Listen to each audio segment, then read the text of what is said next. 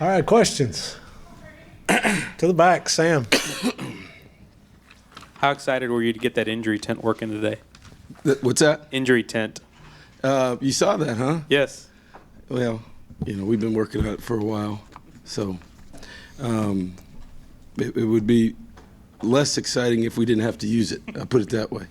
So, it's one of those deals that there's some benefits to it, and so we, I forgot we even had it today because a lot of guys that were injured weren't even suited up today to play. So, it's just one of those things. And how important was it for you guys just to get back on the winning track today? It was important. I thought the biggest importance of today was somebody just asked me outside they needed a flip card today to see who was in the game. And a lot of guys that had not played were special teams players and then played critical snaps today. And moving some guys around and finishing the game and getting a win is big, and coming back in here on a short week with some energy and some confidence was really what we wanted to get done today, and I thought, for the most part, that's what we did. Second row, Christy, then Ben, then Gabe. How nice was it to finally see a healthy Myles Garrett after he's been struggling with his injury? For so long? Yeah, you're right, Christy. He was very healthy, and I knew Wednesday, based on some things that we get from, and he was bouncing around and running, and I think his GPS somehow got to 21.9 miles an hour, which is about what, right at Christian Kirk, wide receiver speeds. 22 miles an hour is ridiculous. So, I hadn't seen that in a while. And he was smiling. He was bouncing around. And you could just tell by his face because he hasn't been in a good mood. He's been frustrated. And let me say this about Myles Garrett. I can't tell you what a great teammate he is. The guy was injured. And he could have shut it down. He could have done a lot of different things. But he played through it.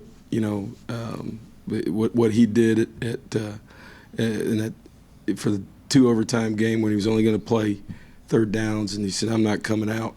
He re-injured it in practice one day in the middle of the season, so that compounded things. He's been frustrated, but what I think it says is a guy that has as bright a future as he has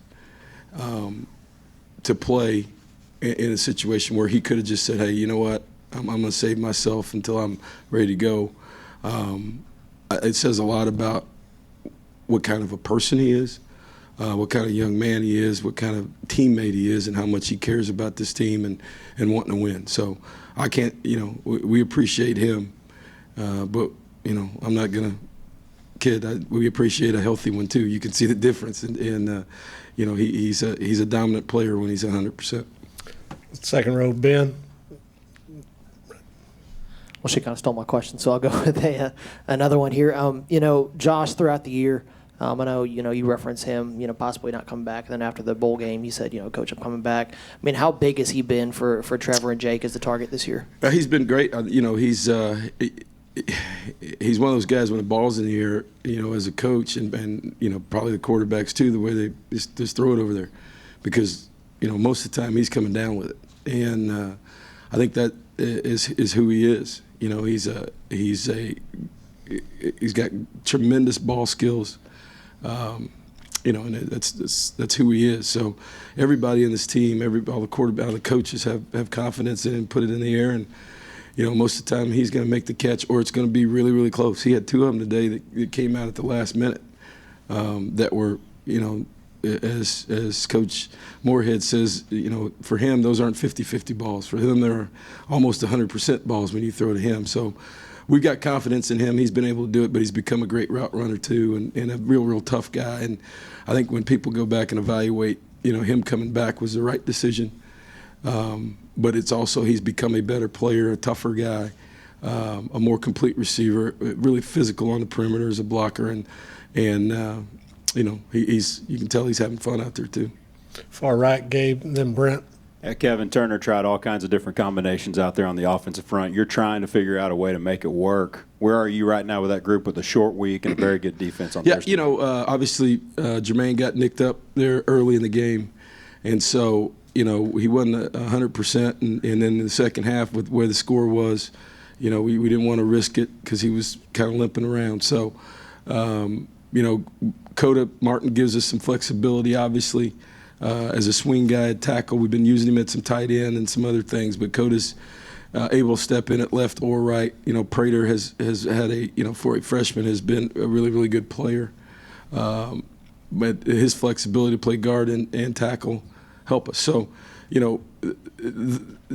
the combination there of Jermaine being able to play guard and tackle, of Prater being able to play guard and tackle, and Coda being able to play either side gives us some flexibility, whether it's injury, whether it's game plan, whatever that is. So, it's something that we practice, we look at, and we have a plan for it. But when injuries or something like that happens, we've got some moving pieces. But it's where you are, and it's everybody at this time of year. It's like we talked about this week as a team. There's injuries happen, and there are no excuses for games. What there is guys got to step up, and guys got to be flexible, and the guys got to pay attention to what's going on, and you have to increase your focus this time of year.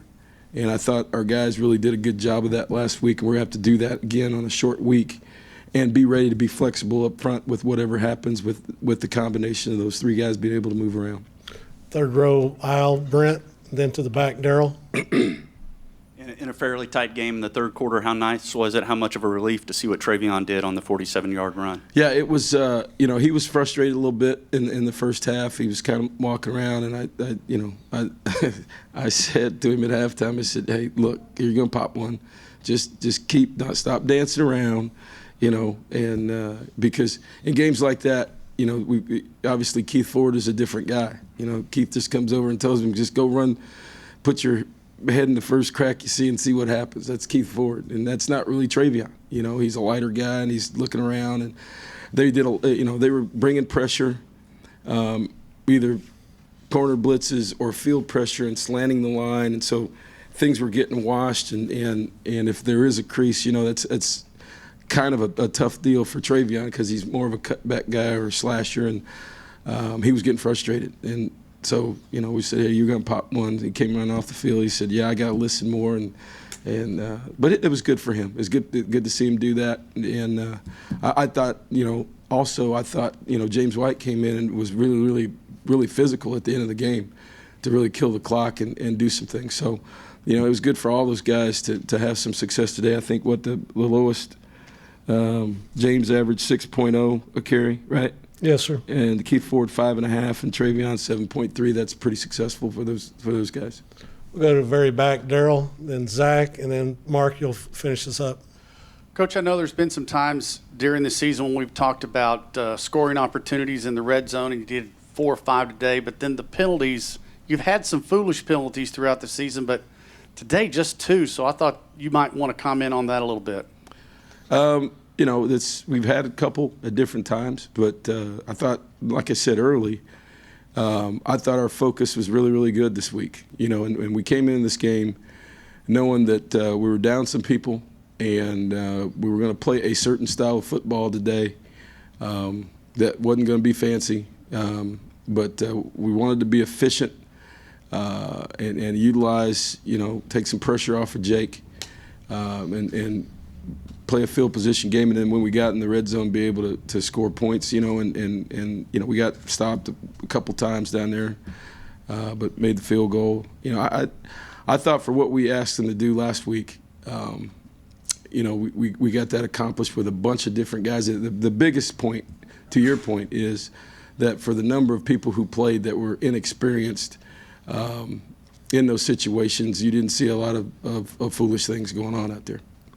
Down front left, Zach, and then Mark.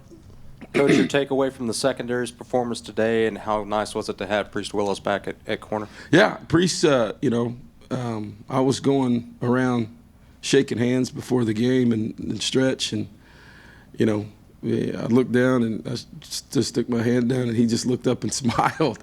He has really, hadn't really done much in the last 3 weeks of practice and doing anything, but he wants to play. He's been hurt. And, he was really, really engaged last week talking to people and has been frustrated. Some of these high ankle sprains are really, really hard on players, but he wanted to go, he wanted to play, and we were down to yesterday. We were down to 7 DBs, at practice for the game, and I probably shouldn't tell you this, but as a side note, I guess I'll tell you. So, Terry, yeah, well, I can, but it didn't happen. So Terry Joseph comes and meets with me. He goes, when you recruited, because he wasn't here, he goes, when you recruited Pope, wasn't he an All-American free safety? And I said, yeah. I said, why? And he said, we got 7 DBs. I got to talk to Pope in case we get down one, because we're going to put him in the middle and play the post. And that's not a good thing to hear as a coach the day before the game. But it was realistic. And Pope, to his credit, he was so excited yesterday at practice. He was really kind of mad today he didn't get to play defense because he hadn't played since high school. He was a really good player in high school, but that's where we were. And that's what I'm saying about these guys. These guys had fun again today. They had fun at practice. They were focused today, and they were all ready to be interchangeable parts and do what they needed to do to win. And I think that's what says a lot about this team right now.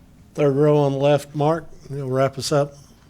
Well, I was going to ask about the secondary, but since that got stolen, what do you think about Jake's performance today? You said you wanted to take some pressure off him. I thought he was effective. It's 2 weeks in a row where you get a guy in there, and we were conservative with him, but he managed the game. I mean, he had one turnover last week at the end of the game, and back deep coverage at the end of the game. So he really took care of the ball last week. And then today he did the same thing. Guy put his helmet right on the ball on Ricky, and it hit the ball, tipped it straight up. So, he did a great job, I thought, of managing it and not giving the other team the ball and giving us a chance for field position and score points. So, he's been effective for what we've asked him to do, and his biggest characteristic right now is he's finding the playmakers. He got Ricky involved today in the middle of the field, which was good to see, and he distributed the ball well and managed the game. So, and gave us an opportunity not to give things away. Does that make sense? So, from that standpoint, he's as backup guy stepping in there. That's what you want, and then our other guys have to make plays for him. And I thought for the most part today that happened on the perimeter with our receivers, and then particularly with Ricky, because you know what you get out of Josh. But our running backs, over 5 yards a carry when they ran it, were pretty productive. All right, Coach.